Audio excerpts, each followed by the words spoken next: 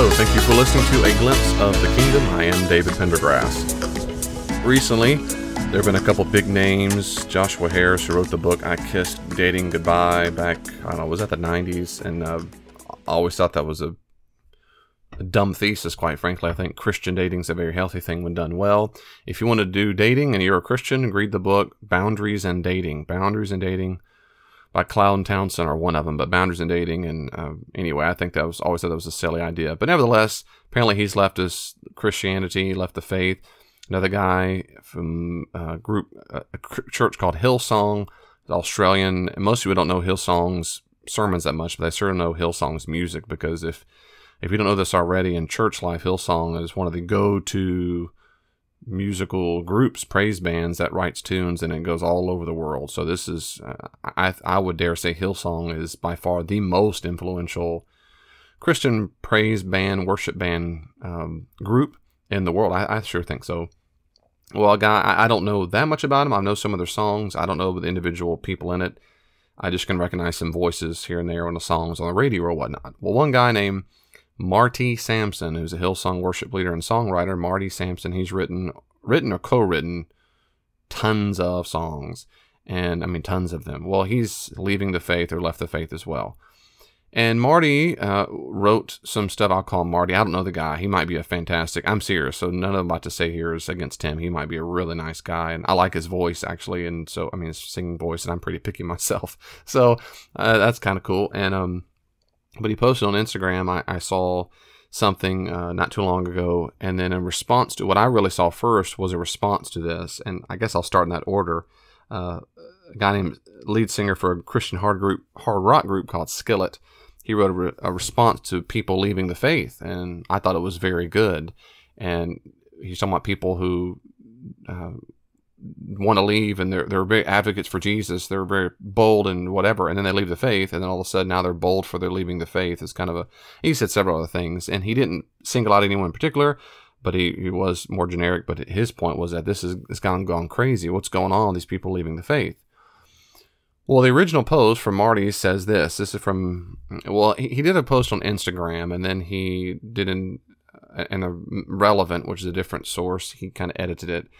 But this is what he said, and I'm always interested. I'm sad. It's not like gossip interested, like, wow, let's find out all the gossip, the dark. It's more, I'm interested from my perspective, being a Christian and having dealt with a lot of skeptics and atheists. And if you know my story at all, I had twice intellectually, you might say, I left the faith. So I am genuinely always interested to hear what it is that caused a person to get to the place where they say, I'm no longer a Christian. Is it a new argument? Is it because they were caught in an affair? Like, what is the issue or issues that said this is finally the reason why I've got to get out? And so I was intrigued, and I'm just quoting here from this Relevant article. This is what he says, quote, "Time for some real talk. I'm genuinely losing my faith, and it doesn't bother me. Like, what bothers me now is nothing. I am so happy now, so at peace with the world, it's crazy. This is a soapbox moment, so here I go. How many preachers fail? Many. No one talks about it. How many miracles happen? Not many. No one talks about it. Why is the Bible full of contradictions? No one talks about it. How can God be love yet send 4 billion people to a place all cause they don't believe? No one talks about it. Christians can be the most judgmental people on the planet. They can also be some of the most beautiful and loving people. But it's not for me. I am not in anymore. I want genuine truth, not the, quote, I just believe it kind of truth. Science keeps piercing the truth of every religion. Lots of things help people change their lives, not just one version of God. Got so much more to say, but for me, I'm keeping it real, and it's just I keeping it real. Unfollow if you want. I've never been about living my life for others. All I know is what's true to me right now, and Christianity just seems to me like another religion at this point. I could go on, but I won't. Love and forgive? Absolutely. Be kind? Absolutely. Be generous and do good to others? Absolutely. Some things are good no matter what you believe. Let the rain fall, the sun will come up tomorrow. Well, the lead singer Skillet wrote a lot. I thought a great article in response to that. You can Google it if you want. And then Marty responded to the lead singer of Skillet. And the first big chunk of it really is just saying, you don't know me. to think that I'm trying to influence others without even asking me if that is my intention is offensive. Anyway, basically the whole thing is saying you don't know who I am and you're judgmental. But this last paragraph I'm going to read in his response, he said, instead of people like you asking genuine questions, you jump to conclusions when you could easily ask, who is trying to influence whom? Why, when someone is influencing others, does this cause the kind of panic in a truth so strong that it cannot be shaken? I, for one, don't see this kind of shock and horror in the scientific community when a theory is usurped by a new and contradicting theory. Perhaps this is the nature of religion. Say what you will, I have no opinion on you or your life.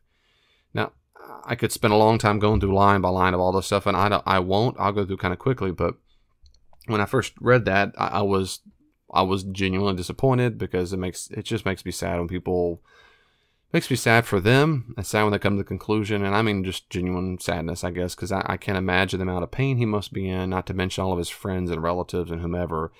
I mean, to go from Hillsong, I mean, it's a big, big, big deal to go from that to out. I can imagine the amount of isolation he's probably going to feel now for people who cut him off hardcore. In America, we say cold turkey. That's got to be very difficult, or I imagine it would be. I also can't imagine the difficulty emotionally and psychologically he's going through to come to that place where he posts this. And so I have genuine empathy. Again, it helps knowing that I went through it myself. It's a very painful thing. That's my first thing, is that I'm sad for him and the loneliness he must feel. The second thing I was thinking is these are really, really horrible reasons to leave Christianity. These are really bad. These are really, really bad. I was going to say something. I was going to do a podcast on this, on his original post, and then he responded at the time of the recording of this podcast. He just posted his response to the lead singer Skillet, and he said a line in there is exactly what I was going to bring up, and I'll read it one more time. So this is in his response to the lead singer Skillet. He says, I, for one, don't see this kind of shock and horror in the scientific community when a theory is usurped by a new and contradictory theory. My response is, I agree when a person gives a new and contradictory theory. But that's precisely what Marty has not done. And I wish I could sit down with him and say, Marty, that's not what you've done at all. You have given nothing new and nothing contradictory in the theory whatsoever. I mean, not even close. Not close. These are, I mean, that's always what I'm looking for, and it never happens. It never, ever, in my experience, and my experience is limited, it never happens that they have found new evidence that Jesus wasn't raised from the dead. They found some evidence that the Gospels are all fiction. It's always from people who don't know any better, and their knowledge of biblical history or languages or theology is so elementary. I was going to say childish, but it is. It's childish. And part of it is not most people's fault, and more this guy, that's my view. My view is that part of it is not his fault. He's at a church that is a little bit I know, and I don't know it that well, but a little bit I know. It's a highly Pentecostal, charismatic, which I don't have anything against. But people who are charismatic Pentecostal tend to be a little bit anti-biblical theology and historical studies. And so in his culture, and I really mean in this culture, I can't imagine how difficult it must be to say, I have doubts about this, or can you say more about that because I don't understand, or that seems nonsense to me. In that kind of culture, oftentimes, if you're listening to this podcast, you might not have experienced this before, but I've talked to many, and for many in the world, this is a common phenomenon where they think and probably know that they would feel so ashamed. They would ostracize them or make a bad comment about their faith, or either dismiss it, like, just go and pray about it, or they might look at them shocked, like, I can't believe you would ask that question. I can't believe you would doubt. And so what happens anything, no matter what it is, whether you're a Satan worshiper or whatever, when you have doubts about something, you don't feel the safety to open up about it, it tends to make you want to leave the group. We tend to want to stay in groups where we feel safe and included. If you don't feel safe to be different and don't feel included, you want to leave the group. And that's what it seems to me, that's exactly what's happened here. He probably is in a culture where these kind of questions or issues weren't talked about. And that's, to me, that has to be the issue, because this is very important, because 0 slightly educated people in the world of Christianity would have said what he said. Like, for example, how many preachers fall? Many. No one talks about. Now, dude, I'm all for hyperbole. I like hyperbole sometimes, but that's nonsense. It is a topic of preachers falling, and he means sinning. It is. If his point is it's not talked about enough in the church, I concur with him probably.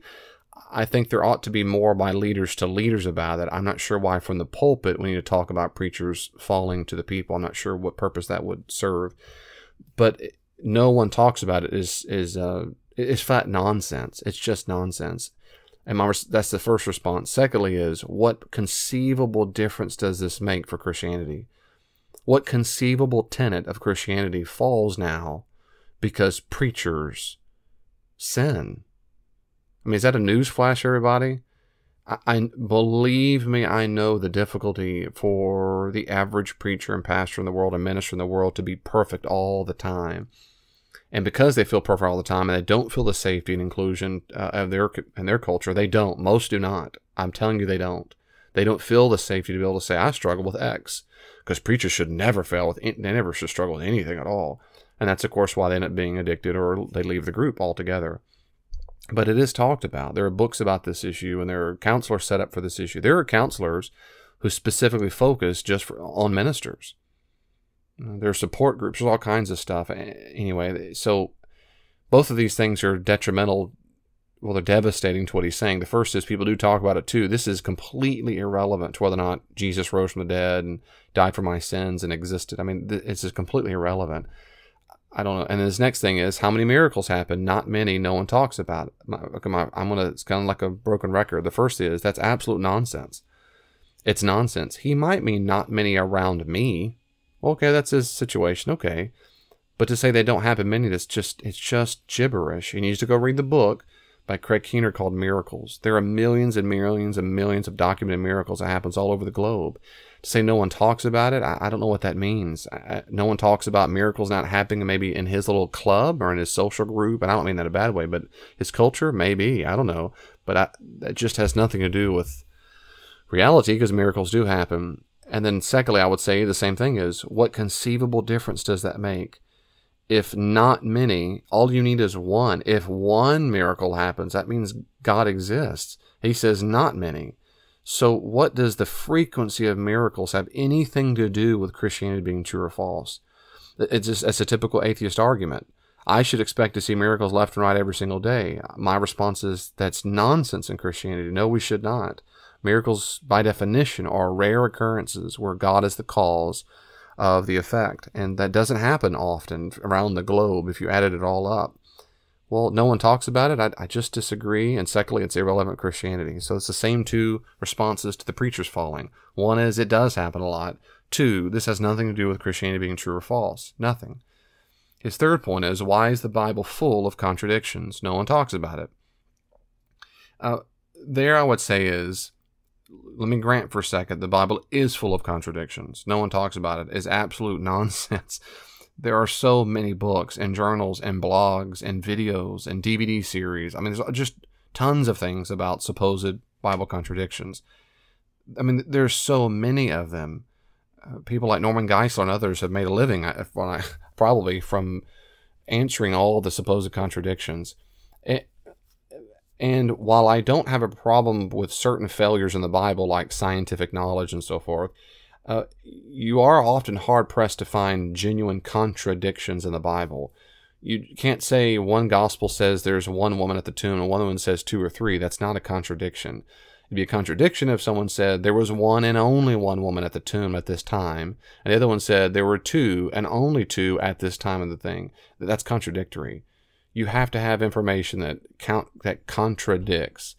And in my experience, I'm trying to be cautious here, most, if not all, that I've ever seen by skeptics and atheists, they're not contradictions. Now, I don't have a theological axe to grind. I don't. Some people do. Some people have a hard time with the concept of contradiction in the Bible. I don't. What I'm saying is, even when I've looked them up, I don't find them very convincing at all.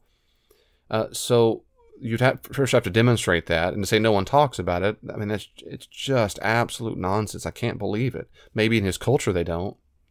Maybe. I don't know. I just don't get that. The other thing is, when he says no one the second major point as usual was, what does that have to do with Christianity? Christianity could be completely 100% true and the Bible be full of contradictions. Even if you have a view of the Bible where it is straight from heaven, it is literally the words of God. That is, if you're just like a Muslim. Muslims think that about the Quran. But most Christians don't think that about the Bible. We don't think God speaks in Hebrew and Greek and Latin and Aramaic. We think that most Christians around the globe think God spoke through authors. Now, how that is meted out, exactly how that happened, Christians disagree all over the place about that. But a general belief is that in some way, God moved in the spirit and heart and mind of the authors, which means there are going to be differences. But my point is, let's assume for a second that's not the case, and it fell from heaven.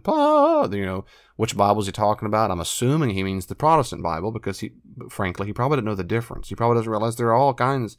There's about 5 or 6 major Bible collections or canons. I'll assume he means the Protestant one. Let's assume it is rampant, full of contradictions, and let's assume for a second you think God wrote it. It still doesn't mean Christianity is false. It has nothing to do with that. What it would mean is your Bible's contradictory. Christianity is not a religion predicated upon one foundational belief. And that is, the Bible is not contradictory. There are some Christians who say that. That's nonsense. No one in the primitive church thought that. Nobody did. Jesus didn't go around saying, I've come here to start a religion, and that religion is, the Bible's not contradictory. So just believe that, and you're okay. Your sins are forgiven as long as you believe that the Bible is not contradictory. So my 2 responses here one more time are: 1, the Bible is not full of contradictions. Or 2, tons of people have talked about that. And I guess out of the third one. The third is, it's still irrelevant. This has nothing to do with whether or not Christianity is true or not. So we're, 3 for 3 of things that, these are just so, it's unfortunate. Hey, let me take a quick break. Please listen carefully to these quick announcements. I'll be right back. Do you know of any skeptics in your family, at work, or among your friends? Do you struggle with questions concerning the existence of God or the truth claims of Christianity? Has a skeptic ever challenged you with a difficult question concerning your faith? Then you need to buy Dr. Pendergrass's book, A Skeptic Challenges a Christian, on Amazon.com. You can get it in paperback or on Kindle or in audiobook form to listen to. A Skeptic Challenges a Christian is written unlike any other book. It's not boring and full of technical jargon. It reads like you're sitting down having a conversation. As one reviewer said, as a college student, I absolutely love this book. Dr. Pendergrass knows how to effectively answer a lot of the questions that my friends at school ask about my faith. This book is a great resource for theological debates and for my own personal growth. The arguments are clear and understandable. I would definitely recommend this book to anyone who has questions about Christianity, wants to learn how to defend their faith, or even just wants a good read. Great book. Find out why it has a perfect 5-star rating on Amazon.com. A Skeptic Challenges a Christian. Buy your copies today. Ever wonder what God wants you to do with your money? Should I give it all away or save? What did the early church do with their money? In Dr. Pendergrass's book, Give It Away, Reflections on How Christians Use Money, you'll get 4 short, powerful lessons on what to do with money based on some key texts from the New Testament. This is a wonderful guide for study and reflection. It even comes with reflection questions that are perfect for small group discussions. Give It Away, Reflections on How Christians Use Money. Buy your copies today on Amazon.com. Do you like receiving a glimpse of the kingdom for free? Would you like to support what God is doing through these resources? Then please consider donating to David Pendergrass Ministries, Inc. today at davidpendergrass.com. There, you can also sign up to receive Dr. Pendergrass's free blog on a wide range of theological, biblical, and relationship issues. That's davidpendergrass.com. The next thing he says, if you'll remember, how can God be love yet send 4 billion people to a place, all cause they don't believe? No one talks about it. Let's assume for a second he means, of course, hell, when he means to a place. That doesn't, how can God be God of love yet send people? He could send people to paradise, to Pluto, all because they don't believe. What in the world? The assumption is he means hell, but he, I guess, refuses to use the word. No one talks about it. I can't believe this. There are, I don't know, I'm being conservative. I don't know, 50 to 100 good books on hell. I mean, there's tons of them. There's just tons of them. And if you don't want to read what scholars have to say on to other scholars, you read something that scholars say, and some scholars, some not, on a popular level, then go to Amazon and get books. I think one's called 4 Views on Hell. It's 4 or 5 views on hell. And look it up and read it for yourself if you're confused. People talk about this. They've talked about it for centuries. For centuries. This is a very old idea. And there are enormous amount of resources. And if you find that problematic, okay, but no one talks about it. I mean, I can't believe this. I don't know if he's ever read a book. Has he never been to a sermon that ever talks about these things? I can't believe it. The second thing I'd say is, God be love, yet sinful people. And listen very carefully to that. It's very important, if you don't do this already, to listen to a person's assumptions when they make propositional statements.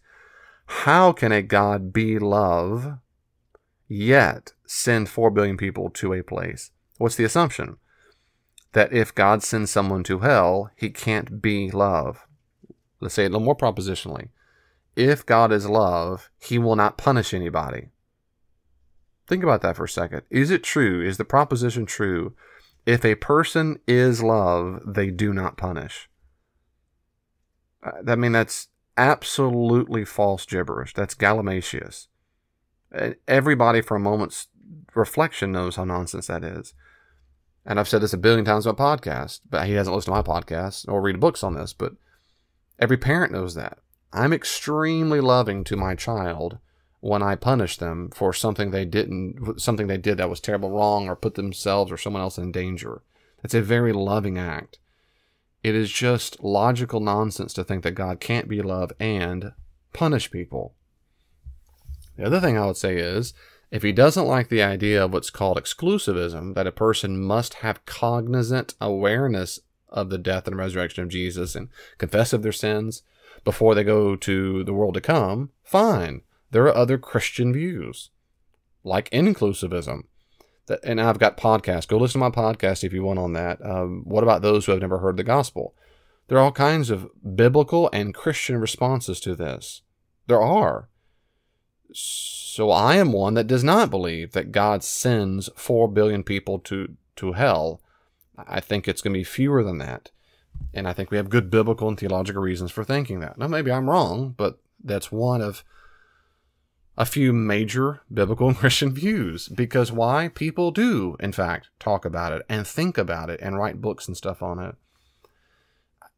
The last thing I'd say about that is, what difference does that make? It doesn't make Christianity false. What does hell, a topic Jesus spoke about often, have to do with Jesus existing and dying for our sins and raising from the tomb? What? The answer is nothing. The answer is nothing. Nothing. God could be completely loving and Christianity be true, and he sends trillions of people to hell. Those are not contradictory statements. He might not like the concept of hell. I don't know anybody who does, quite frankly. I don't like it. Then he says, Christians can be the most judgmental people on the planet. They can also be some of the most beautiful and loving people. I don't care what they're beautiful or ugly. I'm different, and they can be loving. The judgmental part. And that's why I wonder how much this has to go along with his interaction with other humans. Christians can be some of the most judgmental people on the planet. Well, on the one hand, I would say, as I've said in many podcasts, Christians are supposed to be judgmental to other Christians. It's exactly what Paul said in 1 Corinthians 6, I believe. And so we should be, but of course, if he means just hateful punks, I concur. Christians can be hateful punks, and that is not kind, it's not loving. If I met 1,000 hateful punks in my church, does that mean Christianity is false? If I met 1,000,000 hateful punk Christians, does that mean Christianity is false? If I met 1 billion judgmental, hateful pricks, you should be saying the podcast, no, because it is irrelevant. It is irrelevant. If I meet 1 billion hateful prick mathematicians, does 2 plus 2 now equal nothing? Is 2 plus 2 equal 4 false because of some mean mathematicians? What conceivable difference does their meanness or judgmental attitude have to do with the truth of Christianity? His next paragraph, I'm not in anymore. I want genuine truth. And I so applaud him for that. I want genuine truth. I'm not sure. I mean, I'm giving the benefit of the doubt. I don't know what genuine truth means. There's no such thing as a false truth or an inauthentic truth. That doesn't make any sense at all. But if I'm giving the benefit of the doubt, I think he means he wants to believe in something that is true. So I would have dropped the word genuine because that's superfluous in that sentence. If he meant I want truth, then I want truth as well. I like that. I mean, whatever. I like that. It says not the quote, I just believe it kind of truth. If there he means I want to have a kind of faith that's based on truth and not just a blind leap of faith, I cannot concur more. I have the same exact desire. I also want real truth, not just because I have to believe it. I agree. But then he says science keeps piercing the truth of every religion. I have no idea what in the world he's talking about. I have no idea I just don't know. Science is a methodology of knowledge. Okay, so maybe it means the findings or discoveries of the scientific method demonstrates that religion is false. I don't know, but my response is, okay, demonstrate that. What scientific evidence demonstrates that Jesus did not exist, preached about the kingdom of God, died for our sins, and rose from the dead? What scientific discovery disproves that? What does? I've never heard anything in my entire life, ever, and I've heard and listened to and read many atheists and skeptics. I've never heard any scientific truth that disproved Christianity.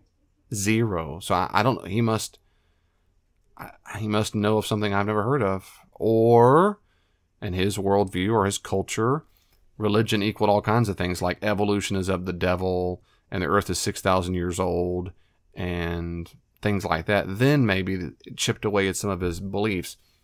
But even if evolution is true, even if Noah didn't, the flood didn't exist, even if none of those things are about Christianity. None of them. I mean, none of them. So then he says, lots of things help people change their lives, not just one version of God. My response is absolutely agree. Yep, that's right. That is true. Lots of things help people change their lives. That's right. You could be a straight, rigorous atheist and go to counseling and your life could be better off. Absolutely agree with that. Absolutely. You could change your lives. You could become a math addict. You could become a porn star or a gangster. All kinds of things change people's lives. Everything does. Some things change people's lives for the better. My example of therapy or eating healthily and going to the gym. I agree. I do agree. I don't know what that has to do with anything. Christianity can still be true and other things can help people change their lives. I'm not sure what that means. And then he says toward the end, all I know is what's true to me right now. And I appreciate his authenticity there. That is, for me, this, maybe he means seems true. But then he says, and Christianity just seems to me like another religion at this point. And to that I say, I don't know. I don't know what that means. It is another religion. If you go to any kind of school, like I taught at a college in Houston, and I taught world religions, Christianity is a religion of many. I'm not sure what point that means, unless he just means it's just as irrelevant or false or neutral like every other religion. If that's what he means, okay, he's just telling us how he feels or what he thinks. And I appreciate that he's just telling us how he feels and thinks. This last thing, love and forgive absolutely. He meant a comma because it sounds like he's saying forgive absolutely, meaning you should absolutely forgive, but that's not what he means. I think he means keep on loving and forgiving. Be kind absolutely. Be generous and do good to others absolutely. Some things are good no matter what you believe. My response to that is, and this is nothing novel. I mean, nothing I'm saying here is novel. All these things are in numerous, countless books and articles you can read. But just in case you want to hear my thoughts, love and forgive absolutely. Be kind, be generous. My response is, just like the author of Skillet, that response when he said, why? That's a very good, fair response. When he says some things are good no matter what you believe, my response is absolutely right. That's right. Some things are good no matter what you believe. I completely agree. To use a philosophical terminology, we would call that it's objectively good. So it's an objective good regardless of your personal preferences. Regardless of your personal preferences, it is still true that some things are good and some things are bad. It is good to serve people. It is good to tell the truth and so forth. It is bad to rape. It is bad to pillage and steal and whatever. Now, That's the moral value. The duty is what we do in the moment. Those are two different things. I've got numerous podcasts on that. I hope you go listen to my Search Morality on my podcast if you want. So when he says some things are good no matter what you believe, my response is that's true. That's different from what he said right before it, which is love and forgive, absolutely. Be kind, be generous. Those are moral duties. Those are moral duties. So my response to you is, if you abandon Christianity and the belief in an objective moral God, why is it a moral duty to be loving and forgiving? Why is it a moral duty to be kind? Why is it a moral duty to be generous and do good? Why? Those are commandments. Those are commandments, and commandments require a commander, but if you abandon your commander, then there are no more commandments anymore. So if you still do believe in objective moral values that some things are good and some things are bad, then you need to answer, as every single atheist and skeptic does, or every moral relativist does, which is, why? Why believe some things are good and some things are bad if there's no objective center that grounds these things? That is irrelevant if you believe in those things. I'm saying if you do believe those things, and he said this, some things are good no matter what you believe. And I'm saying we're on the same page on that one. It's just I have a completely cogent, rational explanation for why some things are good no matter what you believe. He doesn't anymore. He doesn't. Unless he's a Platonist and he thinks, no, goodness just lives out in reality. Like, honesty just exists in a Platonic realm. Okay, you can believe that. It's a very minority view, and I find that very unconvincing. I think Platonism is nonsense. Platonism, objective moral floating values in reality don't tell me what to do. They're not moral duties. We experience moral duties because we do. We feel like we ought to do something. Well, why in the world do we feel like we ought to do something? Evolution doesn't make it feel ought. That doesn't make any sense at all. Doesn't make any sense. Why does my conscience feel like I ought to do certain things? So that's the biggest problem philosophically at the very end. It really is. And people, atheists, hate what I just said. They'll come, most of them, a lot of them, in my experience, will come back and say, "That was just silly, David. I can be good too without God." I didn't say you couldn't be good, though I don't think you can be very good. You can be somewhat good without believing in God. That's true. But it is the case that you have no reason to think it is good to be good. We're just evolved chimps. We're just evolved chimps. On your view, if God doesn't, if all naturalism is true, if we're just evolved chimps, just very special, nice chimps, and you say it's good to be generous, that's not what you mean when you say it's good. What you mean is it helps the species or something, but it's not good. Just a survival mechanism. So objective moral values don't exist in evolution. It's just a stream of unending social biological adaptations that help with survival. It's just a moving stream. You can't pin it down. So he's already in some philosophical, well, nonsense waters, but that's what you get when you don't read and you're not prepared to say these kind of things. I don't know. So back to where you started, or something I said early on, rather, when he says the shock and horror of the scientific community, they don't have that. Once a theory is usurped by a new and contradictory theory, there was nothing. Nothing he said is a new and contradictory theory. It's just questions and saying no one talks about it. So here's another sad, common, absurd deal where you leave the faith because you have some questions. And I don't doubt, as I started, it's very emotional and very legit for him. I don't at all. It's just, these are bad reasons, man. These are just bad reasons. Something else, and I've said this on the podcast, I guess I'll wrap up, that's interesting to me. And this has been a struggle for me too, when I've pondered in my life leaving the faith, and I've been through some struggles and so forth, is you're not just having questions, you are saying every single thing I ever thought and experienced is false. So in these songs that he's written, like In Your Freedom and Son of God, There Is Nothing Like, and Depths, and Elohim, Take All of Me, Savior King, Oh Praise the Name, Anastasis, Resurrection, all these songs that talk about him being our God, and you're everything, Jesus, I look to you, and you've changed my life, and you're this, you're phenomenal. It means everything you ever sung was wrong. It means every experience you ever had was delusional. Or it means you never meant it, or you were always lying. I mean, you see what that means? Again, I've said this many times in podcasts. If I said that, about my wife, I'm really single, it would mean every single experience I've ever had with my wife was delusional. And I never was married. When you walk away from marriage, it's different from getting divorced where you say, I can't get along with the person anymore. It's just leaving the house and never coming back, and they say, what happened? You mean, what would happen? Oh, she no longer exists. What do you mean she no longer exists? She doesn't exist. What do you mean she no longer exists? I walked out. I lost my faith in marriage. Well, okay, well, I'm sorry to hear that, but that doesn't mean she doesn't exist anymore. It just means you abandoned her. No. That's my truth right now. That's my truth. That's where I'm at right now. To me, anybody who claims to know anybody, it's all the same. And so, many people have left their marriages, and it's clear their spouses don't exist anymore. I'm going for a long time. The point is, it's more than just losing something. It means everything you sang, all those songs you wrote, all the stuff you experienced, you said, you're delusional. You suffer from a serious psychological disorder, or it means you're a liar. And you never meant it. That's big things. And another big thing would mean is you're also making a decision not because of new evidence that has come up. There's not new evidence Jesus wasn't raised from the dead. It just means you don't want to believe it anymore. And that's a typical response from people when they abandon their faith. It's, my feelings are hurt.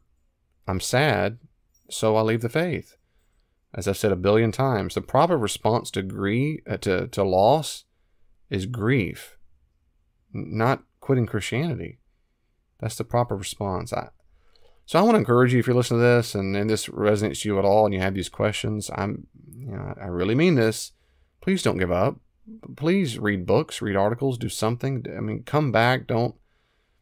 There are really good, smart people who have thought about these issues for centuries, and doing a couple Google searches and all of a sudden you're not happy, it's not a wise decision. It means you really just want out.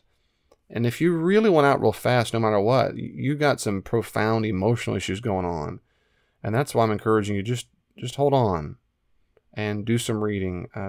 Please don't make any rash decisions with this. So I'll pray for him and anyone who keeps leaving the faith for these reasons, and any time at all, that they find their way back home. Well, the conversation isn't finished. You can always reach out to me on social media. Are you on Facebook? I am too. @Glimpse of the Kingdom. Glimpse of the Kingdom on Facebook. Be sure to like it and you can see updates there. Also, if you're on Twitter, check me out at Dr. D. Pendergrass, Dr. D. Pendergrass, or @Glimpse the King, @Glimpse the King. And I try my best to respond to comments and questions on there as quickly as I can. If you want more, there are many more resources on the podcast and my blog. Go to my website, davidpendergrass.com, and you can see a full list of the podcast, and my blog is available for free. Are you active in a church right now? I'd be happy to come out to your church and do all kinds of classes and workshops there. Check out davidpendergrass.com, davidpendergrass.com for more information. And may God in His great grace give you even just a glimpse of His kingdom this week. See you next time.